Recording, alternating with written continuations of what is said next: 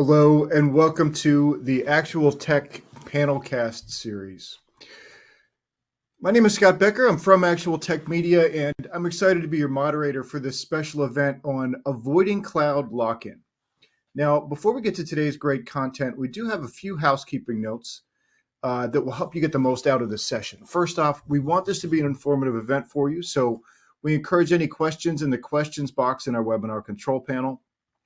These panelcast events are essentially an Ask Me Anything format, and while we won't be taking live questions for most of the session, we'll actually be addressing your questions on cloud lock-in. You may remember when you registered, there was an opportunity to enter a question on the topic, and the conversation today is going to consist of 10 of those questions that you all submitted. And we had some really thoughtful questions for this one, so it's going to be a great topic and a great discussion. And we'll get through as many of those questions as we can. If there's some time left, we'll also try to tackle any questions that come in through the Q&A console. But we'll keep an eye on the console for any interesting comments or thoughts that come in from you guys that relate to what we're talking about right then. We might be able to sprinkle them into the conversation. The Q&A panel is also the place to just say hello, which a lot of you have been doing already. We love to hear where you're logging in from. And it's also the place to let us know if we can help in the unlikely event that you have any technical issues. So a browser refresh will fix most issues, but if that doesn't work, just let us know in the Q&A and we'll provide further technical assistance.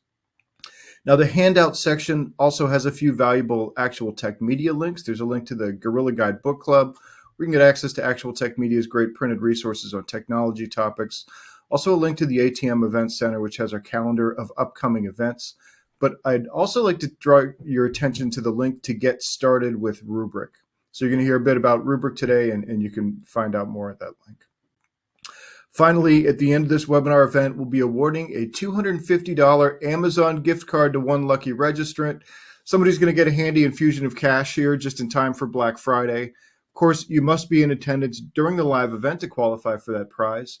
Official terms and conditions of today's prize drawing can also be found in the handout section. Just scroll down to the bottom and you'll find the prize terms and conditions link there. Okay, with all that out of the way, let me tell you about our speaker who's going to be joining me for the panelcast. So I'm excited to be talking to Rich Eicher from Rubrik. Rich is a cyber resiliency architect and specialty engineering for Rubrik. His long and distinguished tech career includes stints at Qualys, Kenna Security, and Microsoft. So, Rich, thanks for joining us. Hey, Scott. Happy to be here. Thanks, man. I appreciate you being on the panelcast, especially I know it's earlier for you than it is for me there with you being on the West Coast. So thanks for coming on. Absolutely. Happy to be here. And it's an interesting topic, one that, obviously that with my background, I have pretty good amount of experience with. I worked at Microsoft during the time their transition to Azure. It was kind of interesting to see how it all panned out too. I'll talk a little bit about that as we move forward. Yeah. And just for reference, that was like what, 2013 to 2016? Yeah, approximately. An edict came down that all services will move to Azure. No more discrete servers, no more placing servers. And if you wanted one, you had to get approval all the way up to the top level. So people weren't doing it. It took a long time to migrate to Azure from their on-prem data centers, though. In fact, as we move forward, I'll talk about some of the pitfalls. But when you tell an organization, an engineering organization, move your services to the cloud provider, they'll start. At one point, I think there was somewhere in the neighborhood of 30,000 plus Azure subscriptions in one group's purview. So it just got very out of control very quickly. Yeah. And this is out of how many employees in the group? I mean, is this like 5 or 6 subscriptions per employee? Or it sure seemed like it. The group I was in was the Windows and Devices group. They focused on the operating system and the manufacturing components, Xbox and the mice and the keyboards and such. So it was truly a global operation because obviously they have manufacturing facilities everywhere. So of the 3 main groups at Microsoft, it's the smallest by head count, but a very impactful group. I don't know what the head count was in my particular group, quite frankly. I think it had to have been 6,000 to 7,000. But so it's multiple accounts per employee. Absolutely. Yeah. And maybe a couple devs had 50. Who knows? All right. Yeah, so let's move into the first one of the questions that came in from the audience during audience registration. And so this is seemed like the perfect place to start, just because it gives an opportunity to define cloud lock-in. So, Rich, how would you define the concept of cloud lock-in? Well, cloud lock-in is a concept that is coming to the forefront more often these days, but quite frankly, I don't see it as materially different than the type of lock-in that we've already had, such as application dependencies or even just the flavor of operating system databases or development platforms you use. Yeah. Businesses make a decision in a direction to move forward, generally based on their desired outcome and their skill set. So if, for instance, if an organization has a ton of very talented Azure engineers, they're trained, they know how to operate it, using Azure makes sense. Pushing them to AWS or GCP might not make sense. Can Right. they do it? Sure. But it's going to be a learning curve. So I personally don't think that cloud lock-in is materially different than the type of lock-in that traditional businesses have been dealing with for decades. But when you get to the cloud, obviously as we move forward, there are better techniques one can use to avoid that lock-in. We'll get to those components as we move forward, but cloud lock-in is simply just having so much time, energy, and resources involved in porting your applications to a certain provider that moving just doesn't make sense Yeah. because of the time and effort involved. And then also the proprietary technology you might be implementing on that cloud provider. If you're using RDS at, database as a service, as opposed to virtual machines running your own databases, that's far less portable. So Right. there are strategies one can employ to avoid having the feeling of being stuck in a cloud provider. We'll get to those as we move forward as well. Yeah. Okay. No, and those are great points. I covered Microsoft technologies, for most of my career as a technology journalist for 20 years, starting around '98. And the old phrase was embrace and extend. But I remember those Windows NT versus Unix, platform battles, and both sides were trying to lock their people in. And then it was SQL Server Mhm. versus Oracle, all the things that you were talking about. Yeah. Um, I remember Exactly. It that. can almost turn into almost a religious argument. Yeah. Some folks take it that seriously. For Yeah. instance, there's some database admins that they're Oracle or nothing. And Yeah. if you try to get them to use MS SQL or MongoDB or anything else, they won't do it. They'll dig their heels in. So, kind of the same thing. You get Yeah. your expertise in one domain, of course you want to stick with it. Yep. Absolutely. All right. Well, let's go to the second audience question here, and you kind of teed this up a little bit. How do you prevent cloud lock-in? So, what are your top thoughts on that? Well, I started to touch on them, but one would be to not necessarily start with native tools, meaning if you're using RDS as a service or other platform as a service, you're getting more locked in than you could be. For instance, if you ran your database on a standardized virtual machine, a Linux build, a Windows build, whatever the case may be, that database is portable to another machine. If you're using native formatting in the web provider's infrastructure, that may not be portable. So Right. things like building, starting your build with this in mind, meaning having the thought of portability always in the back of your head. Other techniques, besides not always using the platform or software as a service, is containerization, either Kubernetes or Docker or the like, OpenShift, whatever the flavor is that your developers are familiar with. That way you have portability capabilities. You can move your Docker infrastructure to another location. So those are some techniques. But quite frankly, I personally think the stress about it is a little bit overhyped. If there's a problem, for instance, if you're having a problem with your current cloud provider and you feel locked in, it's time to start to look at the reasons why.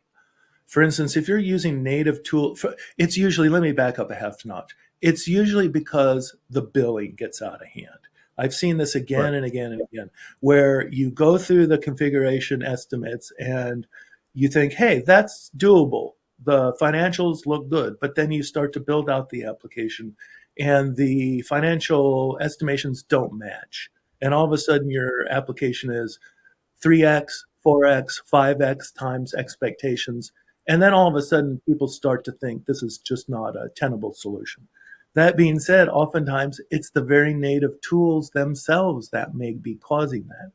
For instance, in the backup scenario, if you're backing up your cloud infrastructure, oftentimes using the native tools don't provide the type of dedupe compression and immutability that other solutions provide, such as Rubrik. So, for instance, if you're backing up your database every single day, you're probably dumping and scraping it and backing the entire database up every single day. At the end of your 30-day period, you've got 30 copies of your database, as opposed to one compressed, deduped copy in an immutable format.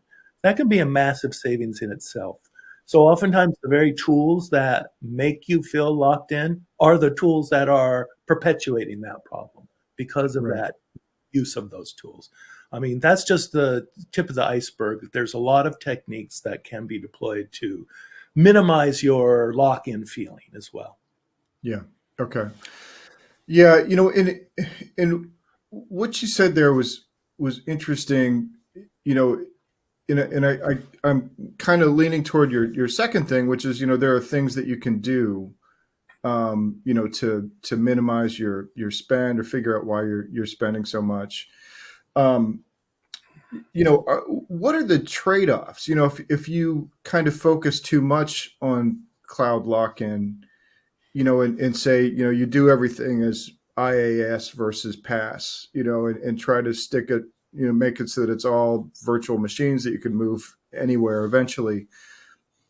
How much of the performance benefit of the platforms do you lose, by doing it that way? That's a good question. I personally don't think you lose a lot. I think the native tools of Azure, AWS, and GCP are pretty good. Their relational databases service, database as a service, platform as a service, it's all very rock solid. They have a fantastic service. But once again, building it yourself is a great solution as well. It may actually cost more though, but some of the benefits of, or the drawbacks of not feeling so locked in may be that the initial cost is a little higher, but Yeah. those costs are going to be more predictable and more controllable. So if I build my platform or my application on a standardized Linux VM or Windows VM that I could port to any other cloud provider, then yeah, it might cost more to build it and develop it and support it, meaning I'm paying for all the compute, all the bandwidth, all the storage, as opposed to getting a better package deal in a PaaS solution. So I personally think it may cost a little bit more in the beginning, but in the long run, that feeling of control and also knowing what the billing is going to look like in advance, I think those benefits outweigh the negatives personally. Okay. Excellent. All right. Well, let's roll into the next question, which is related. They were asking, what are the most common cloud lock-in pitfalls that organizations fall into?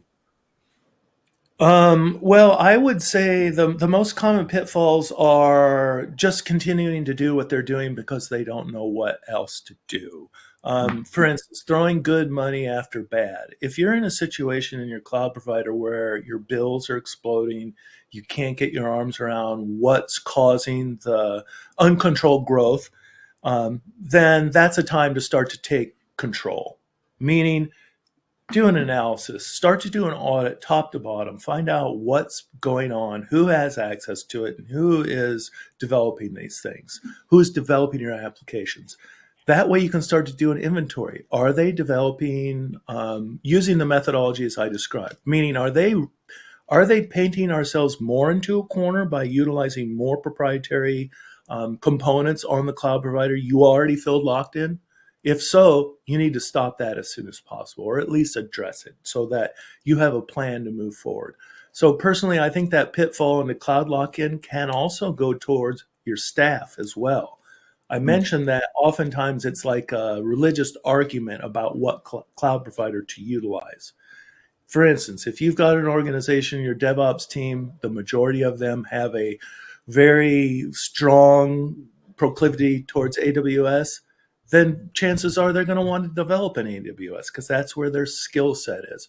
So I don't think that's a bad thing either. In fact, later Right. on, as we move forward, I think that one of the ways to feel less out of control is ongoing user education, meaning get your devs trained to a very high level in the cloud provider. Even if you feel locked into the provider, that doesn't mean you shouldn't be an expert level subject matter expert of the cloud provider you're utilizing.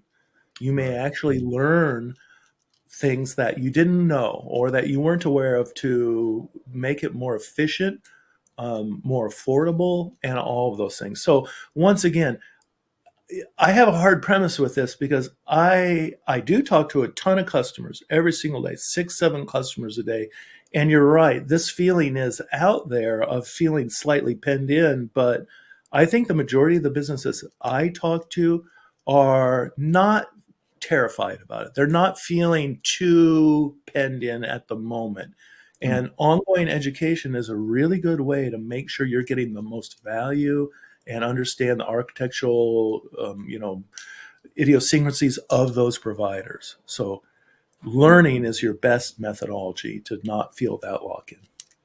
Yeah, and one of the things that I wanted to ask you about, sort of on this topic, since Rubrik would be sort of at the nexus of people moving around, since they can back up into Rubrik and restore, in a different spot. What are you guys seeing in terms of where the market interest is? Does anybody move from AWS to Azure, or is it strictly they move into the cloud and then they just want to bring it back home into their data center? What do you see? Boy, those are some great questions. I've definitely spoken to several customers who are repatriating their assets from the cloud due to the fact of what we discussed before. The costs just spun out of control, especially extremely compute intense applications, large language models, one example. If you're trying to run a large language model in Azure, AWS, or GCP, you're going to be paying a hefty price for that. Because you're being billed by IOPS, compute, bandwidth, storage, everything, all in conjunction. So your bills could easily be hundreds of thousands of dollars per month. In that scenario, you put a few, off the shelf, Dell, HP, what have you, servers into a rack on your data center on-prem, and you've got a finite cost. You know exactly what your costs are going to be. You're going to run those servers into the dirt, and they might start on fire smoking, but that's still cheaper than running it in the cloud because it's predictable. It's an understandable model. Everyone's accustomed to having on-prem. So a lot of folks who went to the cloud pulled back certain compute-intensive applications back, which I found really, really interesting. That's a trend that's just started in the last 6, 8, 10 months, in my opinion. So very interesting.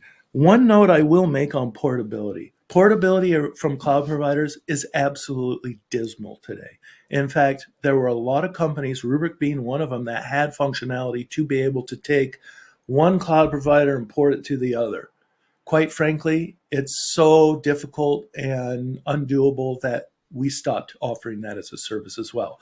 Azure has some conversion methodologies, but I don't know if you've ever tried to walk through converting an EC2 asset into an Azure asset. It's brutal. It's just absolutely brutal. In fact, it's very error prone. Most folks would give up very quickly. So that being said, if you are in Azure using their, platform as a service or software as a service, trying to port to EC2, it may actually be easier to rebuild your application from the ground up. So portability is actually pretty dismal right now. And quite frankly, I don't see that changing anytime soon. Yeah. And we had a question here from Paul, who's saying, Can making or using apps that are more portable help with improving cloud storage, computing agility, and reduce the chances of cloud lock-in? Oh yeah, Paul, absolutely. For instance, if you develop your, application on Kubernetes or Docker, that application is absolutely portable. In fact, Kubernetes, Docker, OpenShift, those absolutely designed for portability and convenience. So being able to push those out to a new hive quick and easy. You connect your configuration apparatus and then just push those images out. So spot on, Paul. That's exactly what I'm referring to. Developing those applications for portability from the inception will put you in a very strong situation. Then, of course, you can run these things. Say you don't port to a different cloud. No problem. Just run them the way they are. They're going to work just fine locally. In fact, I see this as the way forward. You're going to see more and more Docker's, Kubernetes, OpenShift development. It's just ramping up by the year and the month. So expect more. All right, great. Thanks for that question, Paul. So the next question here, somebody asked, what are some examples of how Rubrik customers have avoided cloud lock-in? Well, that's a great question. I'm trying to think this through, how they avoided cloud lock-in. I think what I can tell you is not necessarily how they avoided cloud lock-in, but how they dealt with the circumstance. For instance, we're not necessarily fixing their cloud lock-in problem, Rubrik alone, but here's the deal. We have the capability to provide services across all the cloud providers, meaning the first step is protecting the data and discovering the data. Rubrik is one of, if not the only, enterprise data protection platform out there that gives our customers control over the sovereignty of the data locality, meaning not only can we replicate an archive across regions, we're the only provider out there that can replicate an archive across cloud providers and accounts. So that's one way that you can feel a little less vulnerable, is to making sure all of your tenants are backed up, whether they be in GCP, Azure, or AWS. Rubrik has capability to back up all of those simultaneously, and then of course apply default policies to that, meaning enforcing multi-factor authentication, having off-site logging, all of the things, role-based access control, all of the things that you need from a very robust enterprise data protection solution being applied to your cloud services. And then also efficiency. I mentioned this before. Cloud native tools are not designed for efficiency. In fact, a lot of folks think that if you're in Azure, you're just magically backed up. I got news for you. You're not. In fact, read very carefully. The Microsoft service agreement clearly says that the backup disaster recovery capabilities is absolutely up to the customer. So that applies to all of their services, from M365 to Azure to Platform IaaS, software as a service. They don't back it up. So that being said, most folks start using the free native tools. Those free native tools will absolutely back up your applications and systems, but they aren't designed the same way that an enterprise system is, with security in mind, with efficiency in mind. Deduplication, compression, immutability, those are all critical to your capabilities for recovering. Because I will tell you, the cloud is the new Wild West. Not so new, but attack vectors and attacks against cloud service providers are on the increase and will increase. M365, G Suite, these are very, very target-rich environments for threat actors, because there's a ton of sensitive and critical proprietary information stored there. So we have to start considering that. If you feel locked in a cloud provider, having another cloud provider could be a way forward, but that's just going to double the complexity. But companies like Rubrik can simplify the management and backup of those platforms. So somewhere down the road, people need to make decisions about how critical their services are in the cloud and how important it is to protect them. Okay. Yeah, and let's put a pin in that security topic because we will be getting back to that too. All right. Super. This next question, they were asking, why should I really be concerned with cloud lock-in if my applications are portable?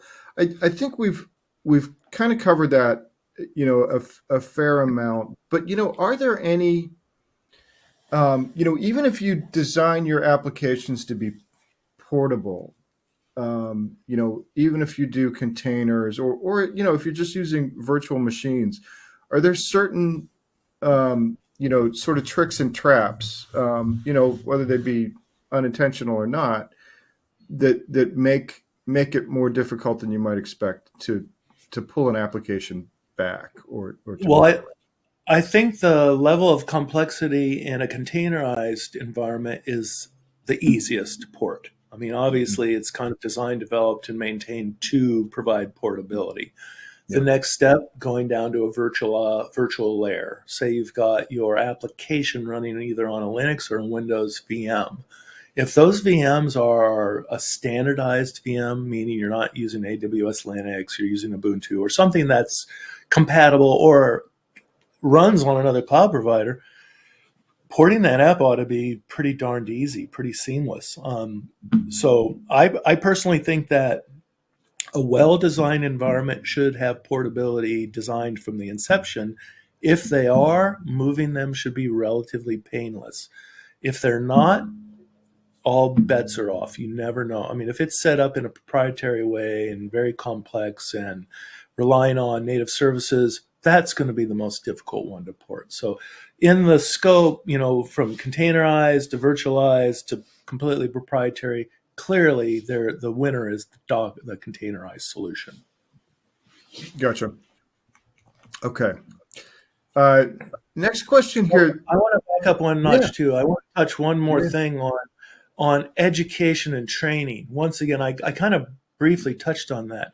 I can't say how important it is to, train your staff, train your DevOps engineers in the advanced features of the cloud provider of your choice, and then consider training them on the competing solution, even if you're not using it. My thought process there is maybe they will learn so much that they'll realize that the other cloud provider can do it better, cheaper, faster. So don't close the door. Don't stifle innovation in your DevOps staff by limiting them completely, saying never touch GCP, never touch AWS. That may not benefit you in the long run if you're an Azure customer. Having a small footprint in all three cloud providers might be beneficial if for no other reason you're staying in the loop. You're keeping up with new technology, new techniques, new methodologies to better bring more efficiencies to your applications. I'm a huge advocate of ongoing education.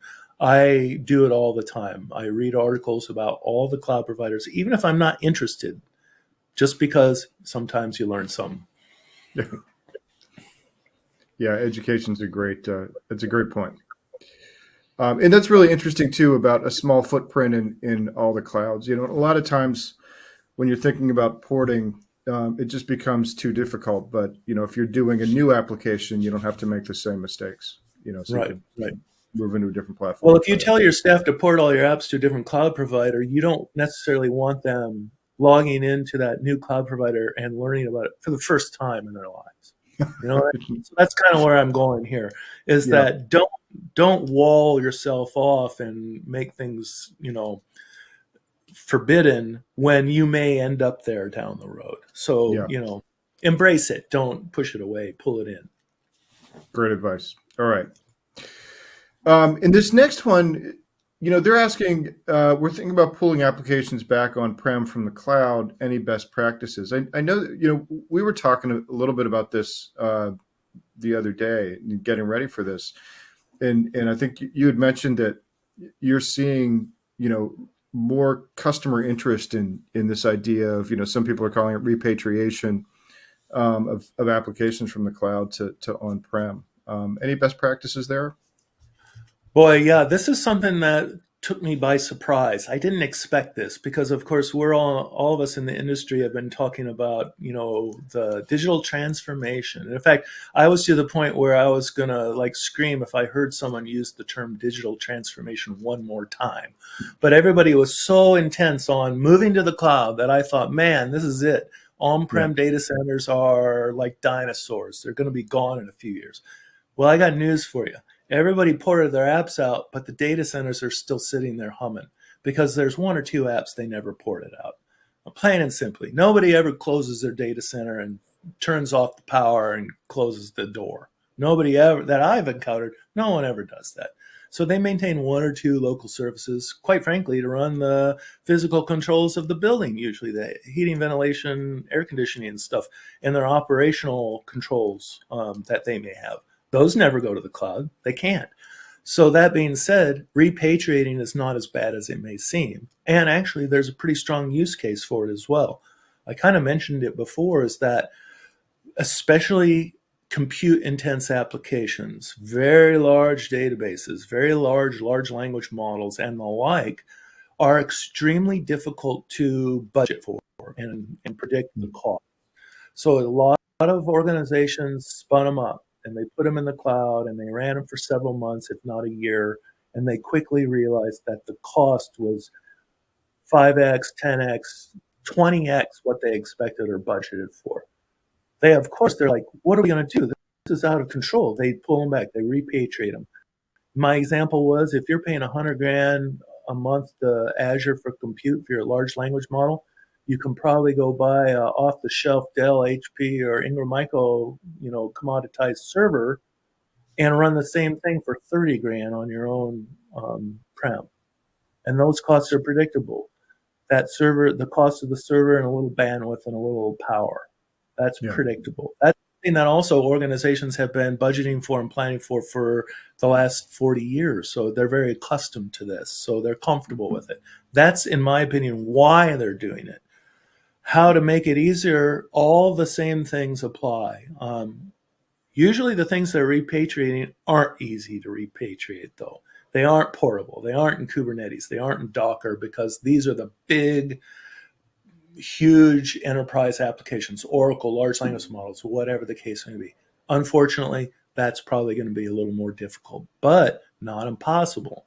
And one way to avoid it, don't build your compute-intense resources utilizing native tools out of the gate, because once again, you've just painted yourself into the corner, and patriating it is going to be much more painful than if you use standard OS builds, standard databases to run it, etc.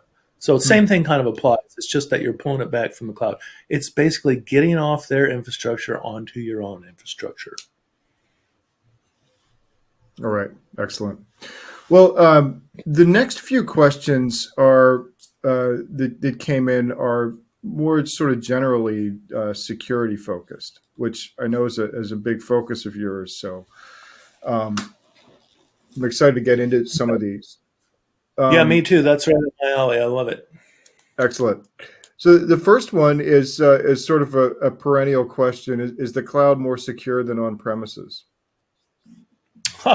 Is that a trick question? I think that a lot of folks would say, the short answer is yes, the cloud's more secure than on-prem. And I know that's a bold, rash statement I just made, but let's unpack it. Let's think about it. Even the largest organizations, the Global 100 organizations, have thousands of engineers with multiple data centers all over the globe generally. So let's just start to break it down to the one location. Let's just say a multinational organization with tens of thousands, if not 100,000 employees, has a staff of 20 folks running their data center and actually focusing on the applications. If that's the case, ultimately what you're saying is you're betting your 20 security engineers are smarter than Microsoft, Amazon, and GCP's and thousands of security engineers. So in that example, it may seem a little, strong, but quite frankly, Microsoft, and I worked there for many years, Microsoft has thousands of engineers dedicated to their data security posture. So at the end of the day, running services on-prem, you're basically betting that you're as good as they are, that your security team is going to be as good at repelling these threats as Microsoft, Amazon, or Google. Which, when you start to think about it that way, are you willing to hang your hat on that statement? I'm not.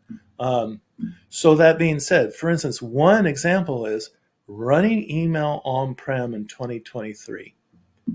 I know that there's a lot of organizations that still do that. In fact, this is coming from somebody who, with 30 years ago, I ran an email service for a large ISP in the Midwest. So I was an email admin, an IP administrator, and abuse desk admin for many years. Running email servers on your own prem is not for the faint of heart, and it's not trivial. I still have one on my own network right here, right now, just mostly for lulls, because it's so bizarre. It gets attacked constantly. It's literally under attack 24/7 by 365 from threat actors from all over the globe. So once again, you can run services on your own prem, but you better have a little swagger. You better have a really good engineering staff to keep the threat actors out, and you better have good luck, because it's going to take all three to keep these threat actors out. Even the cloud providers struggle a little bit.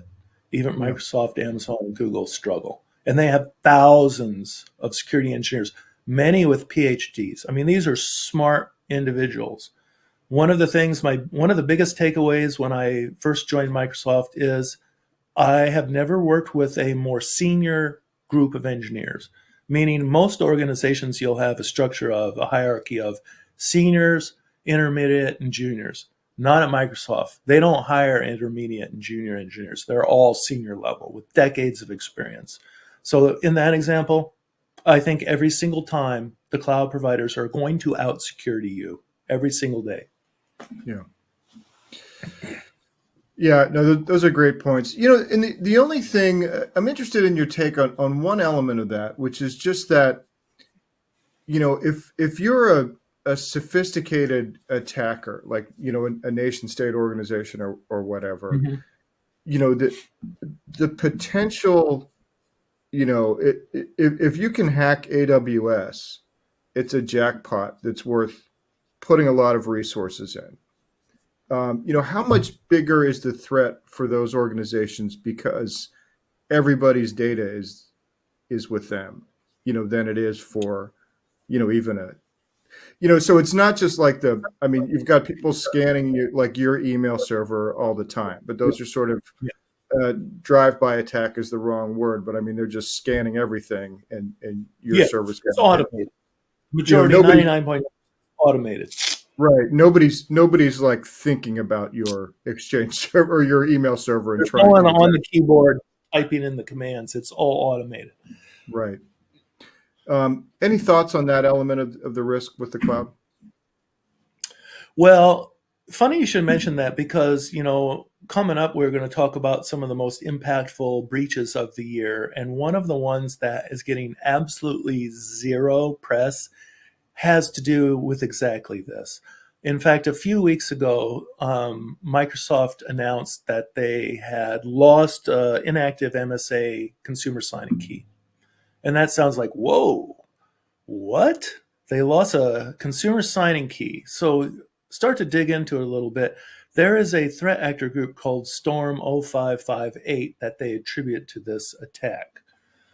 Now, let's start to think about that. How did a threat actor from China get an MSA key, which is basically an MSA consumer signing key they claim is like the signing keys they use for their consumer-based services, such as Xbox and Outlook? Well, how in the heck did they use a consumer MSA to get into a corporate email account? So at the end of the day, Microsoft's not telling the whole story. And they don't always tell the whole story because they're frantically trying to mitigate this risk by probably trying to invalidate that key. But the problem is they haven't done so yet. So I'm not going to say, and this is a nation state attack. So trying to defend your organization against a nation state attack is almost impossible, as Microsoft is showing and Boeing has showed again and again and again.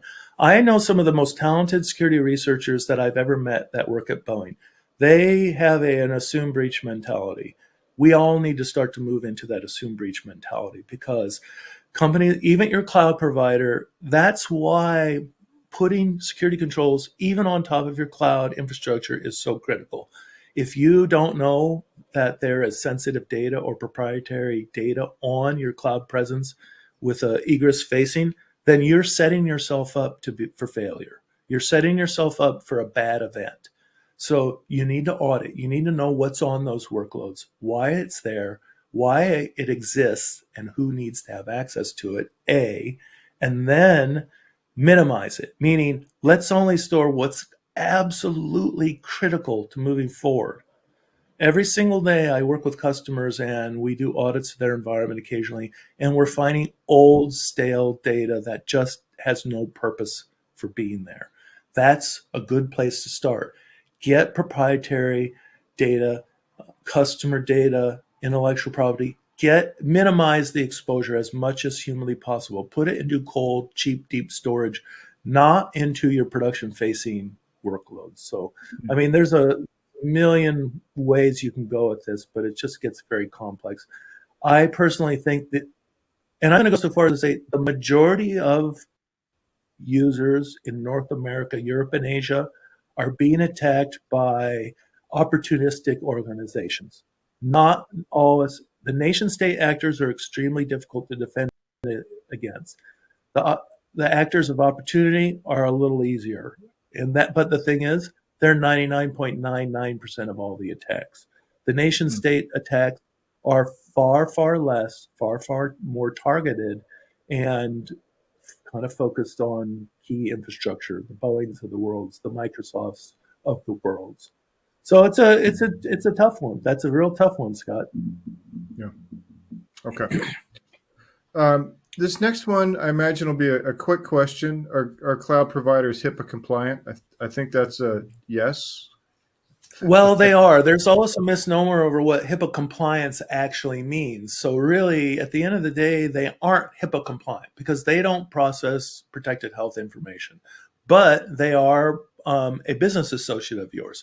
So there's a very good possibility that you will need a BAA, what they call it, a BAA, Business Associates Agreement, in place with your cloud provider to preserve your HIPAA compliance. Keep in mind, HIPAA compliance is for the customer, not the providers. Providers who provide services are your business associates, but they're not a broker of the data. So you may need a business associate agreement with your cloud provider in order to indemnify yourself from risk. And then, of course, but have your legal team, have your governance, risk, and compliance team evaluate that statement and move forward if applicable. But generally, at least asking for business associates agreement with your cloud provider is a good idea. Okay. All right. Excellent points. Another rubric question here from the pre-reg. How do rubric tools support the overall security posture of an organization? Oh boy, this is a good one. Well, first and foremost, we have unified capabilities to make sure all of your critical objects are protected. The first step in recovering your environment is to protect everything. We can't recover what we can't protect. So step number one, 100% visibility of all your assets in your protection platform. The second thing that is critical to that is immutability. It absolutely has to have an immutable file system. And you need to ensure that is the case. So immutability, absolutely critical. Next piece is the immutable backup is critical, but if it's stored in a format that's not immutable, meaning if it's on a virtualized platform, it may not be immutable because you can just turn it off or delete the disk, things like that. That's not immutable. So really making sure that your platform that supports your backup is immutable as well, especially because at Rubrik, over the course of the last 6 months or so, we've seen a massive change in the attack vectors. It used to be that the threat actors were attacking individual machines, and they still are, but their focus has shifted towards hypervisor technology. The ESXi ARGS vulnerability was one recently that was put forth from VMware that had the ability for a threat actor to attack the hypervisor. So now that they've seen that, they're perfecting it. So right now, 60% of the attacks we are seeing here at Rubrik are focusing on the hypervisor. So that being said, what I said before, if any component of your backup and disaster recovery or any critical support it or running on virtualization, they're not going to be available after attack. Very likely, 60% of the time, those services won't be available. So your backup data absolutely has to be immutable, but so does the infrastructure that supports your recovery. And I want to extend that one extra step. What about communications post-boom, as we like to call it here, post-breach, wartime? Yeah. Plan on this. Did you start to bring things to the table? Do you have out-of-band communications capability? If you have to take down your messaging, your IM, Teams, O365, maybe even your phones, did you plan on this? Have out-of-bound communications planned in advance, and it may mean having all the phone numbers listed, personal emails or a different email system, and a way to collaborate via instant messaging. If the corporate services are wiped out, which they likely will be, I hate to say that's a stumbling block, just being able to communicate with your staff right out of the gate. Okay, so I diverted, but immutability is so critical. But then also having the capability to understand or observability capabilities to the data. What's happening to the data? At Rubrik, we analyze the backups when we drop them onto the appliance. We're looking for change. When we see it, we alert our customers to that change. We can detect a change incident and an encryption event. So having some sort of methodology that can tell you what happened to your backups, to your workloads from backup A to backup B. If your enterprise data protection platform just backs up an encrypted host and doesn't alert you about it, what good is it? I mean, it's not really giving you anything. You've just backed up an encrypted host. It's useless. So also having visibility into the data in terms of sensitive data. You should have that type of visibility into the sensitive data. And then lastly, a capability to orchestrate, meaning push the bits around. If I want to stand up this server or this snapshot in this environment quickly and easily from a simple pane of glass, those are the type of things that customers should be looking for their disaster recovery capabilities. And those are the things that Rubrik definitely can provide to our customers and does every day. Okay, excellent. And the last question that we had here was, what are the top 3 things that could have been done to avoid the security issues of the last year? So let's pull back before we get into this one. And I just want to throw in another question that came in from an audience member, which sort of sets this one up. They had asked, what security incident in recent times do you think is the most alarming and is something we all need to keep an eye on in the future? So you mentioned the consumer signing key issue with Microsoft, but any others that were sort of like big ones? There's a couple. In fact, not even in the last year, the last few weeks, I hate to say. One is the Okta attack. Okta has been breached. This is another one that falls into not telling us enough about what's really going on. So Okta had a breach where they were able to get access to their Okta systems. That being said, Okta said that they had detected and eradicated the threat going back to about October 5th. But actually, as it turns out, this breach started on October 3rd, but security researchers indicate that they didn't get the adversary out of their support system until the 18th of October. So somebody somewhere is not telling the whole story, but what is telling the whole story is this.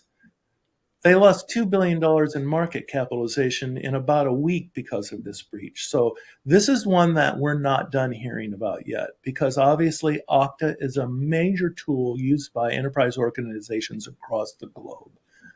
Having a vulnerability in the Okta methodology is very bad. So that one stands out as very recent.